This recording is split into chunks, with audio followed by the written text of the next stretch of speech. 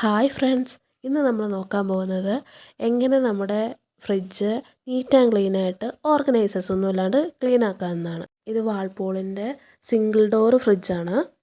അത്യാവശ്യം വർഷമായതുകൊണ്ട് തന്നെ ഇതിൻ്റെ കമ്പാർട്ട്മെൻറ്റ്സ് വൃത്തിയാക്കുന്നതിൻ്റെ ഇടയിൽ താഴ്ചാടി പൊട്ടുകയൊക്കെ ചെയ്തിട്ടുണ്ട്. പക്ഷേ ഫ്രിഡ്ജിൻ്റെ ക്വാളിറ്റി എന്ന് പറയുന്നത് ഇപ്പോഴും യാതൊരു കോട്ടവും സംഭവിച്ചിട്ടില്ല. അപ്പോൾ നമുക്ക് ഇന്ന് ഫ്രീസറാണ് ഫസ്റ്റ് തന്നെ നമ്മൾ വൃത്തിയാക്കാൻ പോകുന്നത്.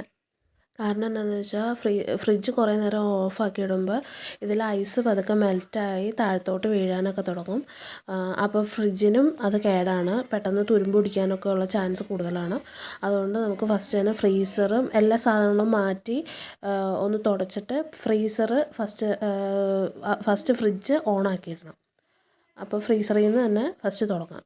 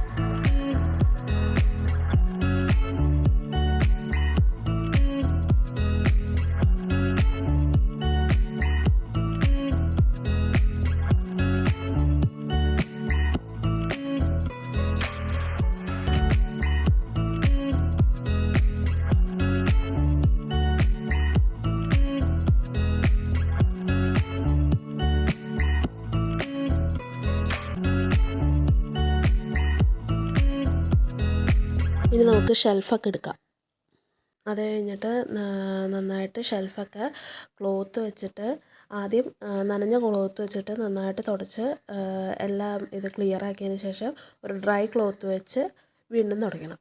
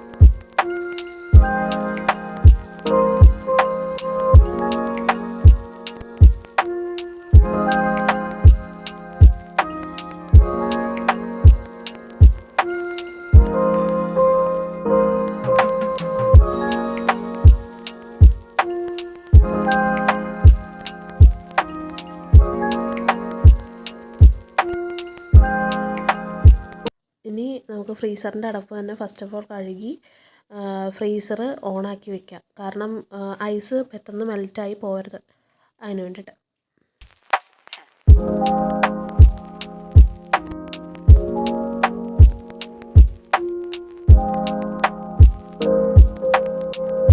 ഇനി ബാലൻസുള്ള ഷെൽഫൊക്കെ നന്നായിട്ട് തേച്ചൊരുമ്മി വയ്ക്കാം.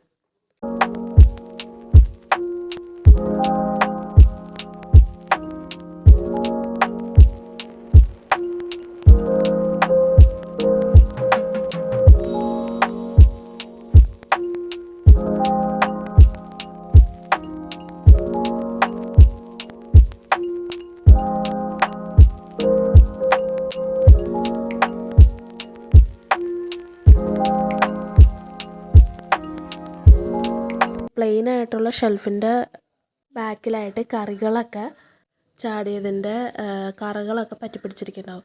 അത് നമുക്ക് അടുക്കളയിൽ സ്ഥിരമായിട്ട് യൂസ് ചെയ്യുന്ന ഏതെങ്കിലും ബ്രഷ് വെച്ചിട്ട് അതിൻ്റെ ഇതും കൊണ്ട് ക്ലീൻ ചെയ്താൽ അത് പരമാവധി പൊക്കോളും. അധികം വലിയ എഫേർട്ടൊന്നും വേണ്ട. നമ്മൾ ബ്രഷ് ഇട്ട് ചുമ്മാ ഒന്ന് ക്ലീൻ ചെയ്താൽ മതി. ചെറുതായിട്ടാണെങ്കിലും അത്യാവശ്യം വേണ്ട കറകളൊക്കെ അങ്ങനെ പൊക്കോളും.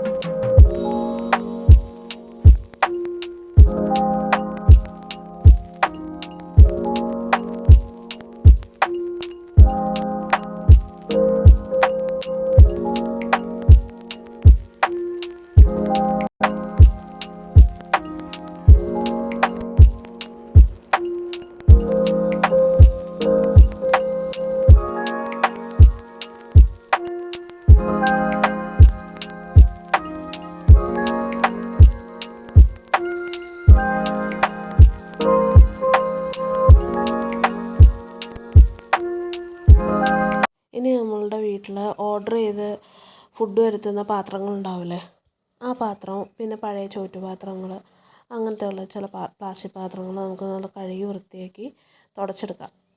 ഞാൻ നേരത്തെ കഴുകി വെച്ചേക്കണതാണ്, എന്നാലും ചിലത് കഴുകാനുണ്ട്. അതെല്ലാം കഴുകി നല്ല വൃത്തിയാക്കി തുടച്ചെടുക്കണം.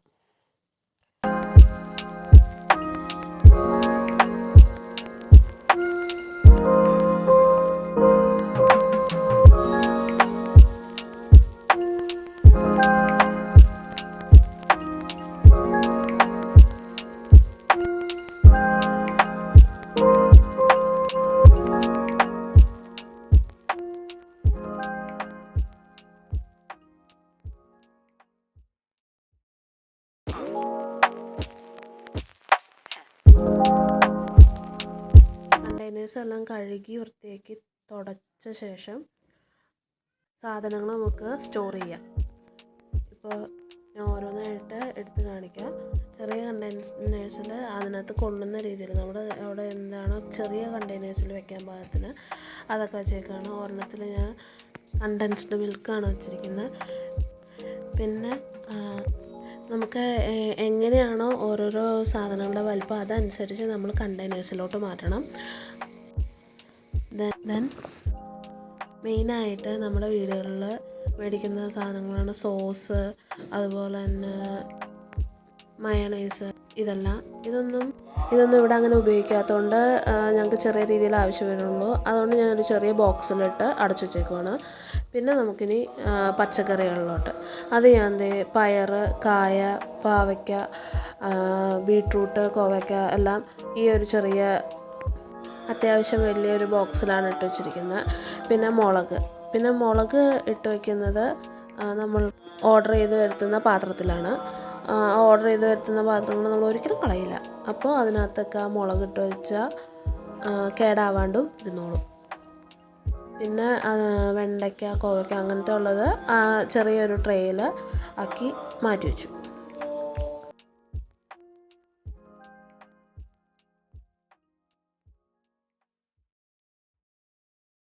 ഇനി നമുക്ക് ഓരോരോ സാധനങ്ങളായിട്ട് ഫ്രിഡ്ജിലോട്ട് എടുത്ത് വയ്ക്കാം.